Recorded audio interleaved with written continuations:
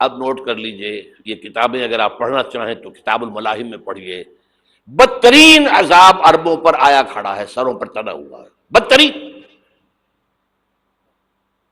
ایسی جنگ ہونی ہے الملحمۃ العظما، جس کو کہ میں بھی آپ کے گواہی پیش کر دوں گا، جسے کہا گیا دی لاسٹ کروسیڈ۔ بش نے بھی کروسیڈ کا لفظ بول دیا تھا، پھر واپس لیا اس نے۔ نکل جاتی ہے جس کے منہ سے سچی بات مستی میں، فقیہ مصلحت بھی سے اور ہندے بادہ خار اچھا، کروسیڈ کہہ کر پھر واپس لیا۔ یہ کروسیڈ، اس کے اوپر جس قدر نقصان ہونا ہے عربوں کا، گریٹر اسرائیل بنے گا، یہ عراق، شام، اردن، سعودی عرب کا کچھ شمالی علاقہ، ترکی کا جنوبی علاقہ، مصر کا صحرائے سینا، اور اس کے ساتھ ہی جو بہترین اس کا زرخیز ترین علاقہ ڈیلٹا آف نائل، یہ سب یہودیوں کے قبضے میں جائیں گے۔ اس کو حدیث میں کہا گیا الملحمۃ العظما۔ عیسائی 80 علم لے کر اے مسلمانوں تم پر حملہ آور ہوں گے، اور ہر علم کے نیچے 12,000 فوج ہوگی، 9.5 لاکھ فوج۔ یہ نیٹو کی تیاری کس کے لیے ہو رہی ہے؟ جب یو ایس ایس آر کا خاتمہ ہوا تو پوچھا گیا تھا نیٹو چیف سے، اب کس لیے؟ تمہارا وہ دشمن تو ختم ہو گیا، اب ہمیں اسلامک فنڈامنٹلزم سے نمٹنا ہے۔ وہ جانتے ہیں خطرہ یہی ہے، اب اسلام ابھر سکتا ہے، مسلمانوں کے سینوں کے اندر وہ آگ ہے، اوپر خاکستر آ گیا ہے، تم پہ اٹھانا بیٹھنا، یہ اندر تو انگارہ ہے، اوپر سے راکھ ہے، اس سے دھوکہ نہ کھا جانا ان کے دلوں کے اندر۔ اور بش نے کہا تھا مسلمان چاہتے ہیں کہ ہسپانیہ سے لے کر انڈونیشیا تک نظام خلافت قائم کریں، اور میں حیران ہوا تھا کہ اس کمبخت کو ہسپانیہ کا خیال کیسے آ گیا؟ ہمیں تو کبھی آتا ہی نہیں، اب ہم تو بھول گئے، وہ تو 500 برس پرانی بات ہے جبکہ وہاں سے ہمیں نکال دیا گیا تھا۔ اگرچہ اقبال نے کہا تھا ہے ارض فلسطین پہ یہودی کا اگر حق، ہسپانیہ پر حق نہیں کیوں اہل عرب کا؟ ہسپانیہ میں تو 800 سال حکومت کی مسلمانوں نے، اور ابھی 500 برس سے گزرے ہیں نا۔ یہودی تو ارض مقدس سے 2000 سال نکالے گئے، انہیں لا کے آباد کیا گیا، عربوں کے سینے میں خنجر بھونک دیا گیا۔ وہ چھوٹا سا ملک جو چاہتا کرتا، کوئی پوچھنے والا نہیں۔ امریکہ جیسے اپنے بیٹے کی حفاظت کرے ویسے کرتا اس کی۔ اور حضور نے فرمایا ہے وہ جنگ جب ہوگی تو ایک باپ کے اگر 100 بیٹے ہوں گے تو 99 ختم ہو جائیں گے، ایک بچے گا۔ یہ حدیث ہے، حدیث ہے صحیح۔ اور آپ نے فرمایا ویل للعرب من شر قد اقترب، عربوں کے لیے ہلاکت ہے، عربوں کے لیے بربادی ہے اس شر سے جو قریب آ چکی ہے۔ اور آج جس طرح انہوں نے ان کی تہذیب کو اختیار کر لیا ہے، دبئی جا کر دیکھیے، بدترین مغربی معاشرہ جو ہے وہ دبئی کے اندر ہم نے قائم کر کے دکھا دیا۔ اب سعودی عرب اس راستے پر بڑھ رہا ہے۔ اور اس کے بعد نمبر 2 پر جو ہے ہم پاکستانی ہیں، لیکن میں اس کے وہ پہلی بات جو کہہ رہا ہوں وہ تو یقینی ہے، اس میں تو احادیث صحیحہ موجود ہے۔ اگرچہ اس کے بعد پانسا پلٹے گا، پھر حضرت مہدی کا ظہور ہوگا، حضرت عیسیٰ کا نزول ہوگا، اور وہ گریٹر اسرائیل گریٹر گریو یارڈ بنے گا یہودیوں کا، ایک ایک یہودی قتل ہوگا اور دفن ہوگا۔ یہ بات میں ہونا ہے، میں پہلی بات برس کر رہا ہوں۔ وہ پانسا پلٹے گا جب پلٹے گا، ابھی جو سامنے ہے وہ کیا ہے؟ جس ملحمۃ العظما کہا حضور نے، جسے آرمگیڈون کہتے ہیں عیسائی۔ آرمگیڈون کی اگر کہیں جا کر آپ دیکھیں گے، آپ ڈکشنری میں مانی تو کیا لکھا ہے؟ A very big war which will be fought between the forces of evil and good before the end of this world۔ اس دنیا کے خاتمے سے پہلے خیر اور شر کی قوتوں کے درمیان بہت بڑی جنگ ہوگی۔ ارمجدون اسے کہتے ہیں عربی میں، اور آرمگیڈون اسے کہتے ہیں انگریزی کے اندر۔ اور یہ بائبل کی آخری کتاب کے اندر ہے، جو اس میں کہ مکاشفات یوحنا، ریولیشنز آف سینٹ جان. یہ تو میں کہہ رہا ہوں یقین کے ساتھ، اور زیادہ دور نہیں ہے، آیا چاہتا ہوں. اس لیے کہ یہودیوں کا اور عیسائی جو کنزرویٹوز ہیں، نیو کنزرویٹوز، ان کا 5 نکاتی ایجنڈا ہے متفق علیہ، جس کے تحت کہ یہ جنگ صلیبی شروع کی گئی ہے. وہ سن لیجئے آپ. آرمیگیڈون نمبر 1، گریٹر اسرائیل قائم ہو جانا اس کے نتیجے میں نمبر 2، مسجد اقصی اور قبۃ الصخرہ کو گرانا نمبر 3، وہاں تھرڈ ٹیمپل، وہ مسجد جو حضرت سلیمان نے بنائی تھی 1000 قبل مسیح میں، پھر برباد کی تھی نبوکدنضر نے، دوبارہ بنائی گئی، پھر دوبارہ ختم ہوئی 70 عیسوی تک گری پڑی ہے. ان کا خانہ کعبہ گرا ہوا ہے 70 عیسوی سے لے کر آج تک. ایک دیوار ہے ویلنگ وال، جہاں جاتے ہیں، روتے ہیں، پیٹتے ہیں، ماتم کرتے ہیں، وہاں وہ بنے گا تھرڈ ٹیمپل. اور نمبر 4، اس میں لا کر رکھا جائے گا تخت حضرت داؤد کا. یہ تخت کہاں ہے اس وقت؟ یہ لندن شریف کے اندر، جو ان کی پارلیمنٹ کا جو چرچ ہے، ویسٹ منسٹر ایبے، اس میں رکھا ہوا ہے. ایک پتھر تھا جس پر بٹھا کر حضرت داؤد کی تاج پوشی ہوئی، پھر حضرت سلیمان کی ہوئی، پھر وہ پتھر رکھ دیا گیا جب حضرت سلیمان نے بنایا ہیکل مسجد اقصی، وہاں رہا وہ. ہر بادشاہ جو تھا یہودی اسی کے اوپر بٹھا کر اس کی تاج پوشی ہوتی تھی. سن 70 میں ٹائٹس نے گرایا اسے، ہیکل کو، وہ پتھر لے گیا، وہاں سے روم گیا، روم سے آئرلینڈ گیا، آئرلینڈ سے اسکاٹ لینڈ آیا، اسکاٹ لینڈ سے انگلینڈ آیا، اور اب وہ رکھا ہوا ہے 14ویں صدی عیسوی سے آج تک. وہ ویسٹ منسٹر ایبے میں رکھا ہوا، ایک کرسی کی سیٹ میں اسے بنا دیا گیا ہے تخت کی شکل میں. اب انگریزوں میں کوئی ملکہ ہو، کوئی بادشاہ ہو جس کی بھی تاج پوشی ہونی اس میں ہوتی. یہ لا کر رکھا جائے گا تھرڈ ٹیمپل میں، اور اس پر یہودیوں کے خیال کے مطابق ان کا مسیحا آئے گا جو مسیح دجال ہوگا. عیسائیوں کے خیال کے مطابق حضرت عیسیٰ آئیں گے، وہ ہمارا بھی خیال ہے حضرت عیسیٰ آئیں گے علیہ السلام. بہرحال یہ تو بات کی باتیں ہیں نا. اس وقت جو میں عرض کر رہا ہوں، عربوں پر بہت بڑا عذاب، اور پاکستان کا معاملہ البتہ یہ ہے، میں یقین سے نہیں کہہ سکتا.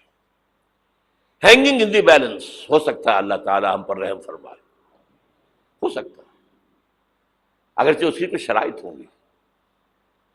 چمن کے مالک اگر بنا لیں موافق اپنا شعار، اب بھی چمن میں آ سکتی ہے پلٹ کر چمن سے روٹھی بہار، اب بھی ہو سکتی ہے. اور یہ بھی ہو سکتا ہے کہ اللہ تعالیٰ نے معجزانہ طور پر ہمیں ملک دیا، ہم نے اللہ سے بدعہدی کی، وعدہ خلافی کی، غداری کی، لہذا سزا دی جائے اور ہم سے یہ ملک چھین لیا جائے. It's just possible. دور نہ سمجھے اسے، انہونی بات نہ سمجھے.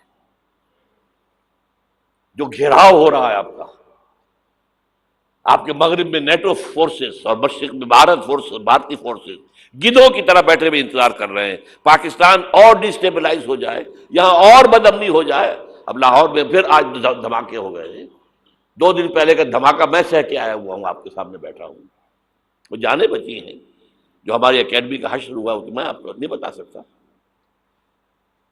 یہ سارا کیوں ہو رہا ہے؟ تاکہ یہاں بدامنی ہو جائے اور ہمیں جواز مل جائے. مغرب سے نیٹو فورسز داخل ہو جائیں، مشرق سے بھارتی فورسز آ جائیں، اور ہمارے ایٹمی دانت توڑ کر اور پھر ہمیں بھارت کے سامنے ڈال دیا جائے. نو ڈو ایز یو لائک.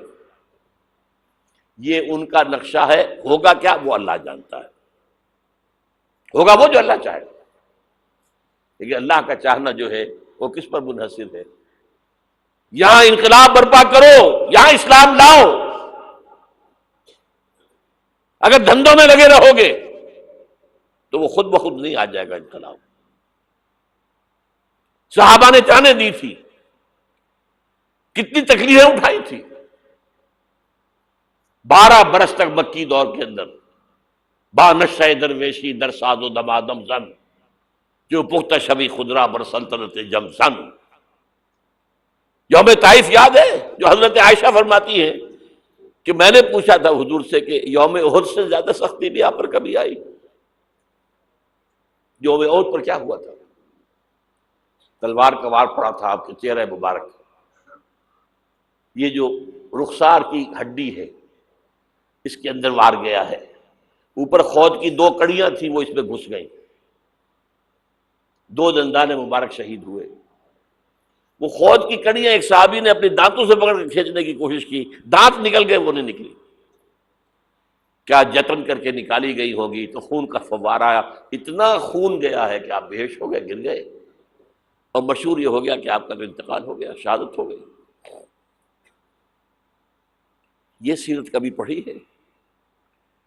حضرت عائشہ کے ہوش کا تو یہی دور تھا نا، یوم طائف میں تو آپ کی کیا تھی، بچی تھی، انہیں کیا پتا کیا ہو رہا ہے حضور کے ساتھ۔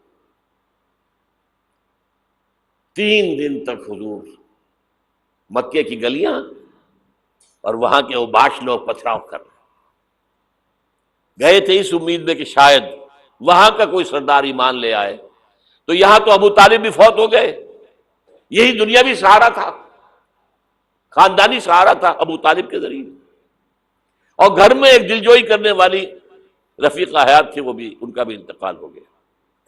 آپ نے کہا یہ عام الحزن ہے، اب تو سب کو طے ہو گیا قریش کو کہ اب جیسے قتل کر دو ان کو، اسی لیے آپ گئے طائف، شاید وہاں کا کوئی بڑا سردار مانے، ایمان لے آئے مجھ پر، تو میں اپنا مرکز ادھر شفٹ کر دوں۔ تینوں سے ملے ہیں، تینوں نے وہ جواب دیے، نکل جاؤ یہاں سے، میں تمہارے ساتھ بات بھی کرنے کو تیار نہیں۔ اچھا، تمہارے سوا کوئی نہیں ملا تھا اللہ کو نبی بنا کر بھیجنے کے لیے؟ دیکھو جاؤ، میں بات نہیں کرنا چاہتا، ہو سکتا ہے میں بے عزتی کر بیٹھوں، واقعی تم اللہ کے نبی ہو تو میں مارا جاؤں گا، جاؤ جاؤ جاؤ۔ یہ سلوک محبت کے ساتھ ہوا ہے۔ اور پھر چھوکروں کو، اسٹریٹ ارچنز جنہیں آپ کہتے ہیں، اشارہ کیا تھا، خبر لو ان کی، پتھراؤ ہو رہا ہے، ساتھ کوئی ہے ہی نہیں، ایک آدمی صرف، زید ابن حارثہ۔ اب سامنے سے پتھر آ رہے ہیں تو حضرت زید آگے آ جاتے ہیں، ڈھال بنتے ہیں، مجھے لگے پتھر حضور کو لگے، آپ پیچھے سے آ رہے ہیں، چاروں طرف سے تو ڈھال نہیں بن سکتا ایک شخص، جسم لہو لہان، خون جا کر جوتیوں میں جم گیا ہے، جوتی اتر نہیں۔ پھر وہاں سے واپسی پر جو دعا مانگی ہے، اللہم الیک اشکو ضعف قوتی وقلت حیلتی وہوانی علی الناس، اے اللہ تیری جناب میں فریاد لے کر آیا ہوں اپنی قوت کی کمی کا، اپنے وسائل کی کمی کا، اور جو ذلت و خواری ہو رہی ہے لوگوں کے سامنے، الا من تکلنی، مجھے کس کے حوالے کر دیا ہے، الا بعیدی یتجہمنی، یہ میرے اوپر ہجوم کر کے آ جائے، حملہ کرے، اور عدو من لگتا امرے، یہ دشمن کے حوالے میرا معاملہ کیا، جو چاہے کر دے وہ۔ لیکن پھر عبدیت غالب آتی ہے، ان لم یکن علی غضبک فلا ابالی، اللہ اگر تو ناراض نہیں ہے تو مجھے کوئی پرواہ نہیں، سر تقدیم خم ہے جو مزاج یار میں آئے، مجھے اندیشہ یہ ہے کہ تو ناراض تو نہیں ہو گیا۔ یہ تکلیفیں جھیلی ہے، سینکڑوں صحابہ نے جانوں کا نذرانہ پیش کیا ہے، احزاب کی جنگ میں فاقوں پر فاقے ہو رہے تھے، اور ان فاقوں کی حالت میں خندق کھودنے کا حکم ملا ہے، لوگوں کی کمریں دوہری ہو رہی ہیں، پتھر باندھے ہیں اپنے پیٹوں سے، اپنی چادروں کے ساتھ کس کر، کمر دوہری نہ ہو جائے۔ اور جب صحابہ کدالیں چلا رہے ہیں تو کیا کہہ رہے ہیں؟ نحن الذین بایعوا محمدا علی الجہاد ما بقینا ابدا، اللہم لا عیش الا عیش الاخرہ۔ صحابہ کہتے تھے ہم وہ لوگ ہیں جنہوں نے محمد سے بیعت کی ہے کہ جہاد کرتے رہیں گے جب تک جان میں جان نکل جائے تو بات، اور جان ہے، چاہے ابھی بھوک سے کمر دوڑی ہوئی جا رہی، جان تو ہے۔ اور ایک دفعہ کہتے تھے اللہم لا عیش الا عیش الاخرہ، اللہ عیش، زندگی تو آخرت کی زندگی ہے۔ اور حضور فرماتے تھے، حضور کے بیٹھے ہوئے نہیں تھے گاؤں تکیا لگا کر، پتھر اٹھا اٹھا کر خندق میں سے لے جا کے باہر پھینک رہے تھے۔ جب صحابہ کہتے ہیں اللہم لا عیش الا عیش الاخرہ، حضور فرما رہے ہیں فاغفر الانصار والمہاجرہ، اے اللہ ان انصار اور مہاجرین کی مغفرت فرما دے۔ پھر حضور کی خدمت میں کچھ لوگ آئے، حضور اب یہ فاقہ ناقابل برداشت ہو گیا، دیکھیے ہم نے یہ پتھر باندھے ہوئے اپنے پیٹوں کے ساتھ۔ حضور نے کرتا اٹھا کر دکھایا، وہاں 2 پتھر باندھے ہوئے۔ یہ ہے سیرت النبی۔ آپ کس چیز کو سیرت النبی سمجھتے ہیں؟ بہرحال اس موضوع پر میری ایک کتاب ہے منہج انقلاب نبوی، کہ انقلاب کیسے آیا تھا۔ اگر دل میں ذرا بھی آرزو پیدا ہو گئی ہو کہ اللہ قبول کر لے مجھے بھی، مجھے قبول کر لے اس کام کے لیے، تو وہ کتاب آپ کے لیے مست ہوگی، اس کا پڑھنا۔ هي الحلقات تحفظني بآيات من القرآن، هي الحلقات تملأني بحب المصطفى العدنان، هي الحلقات تحفظني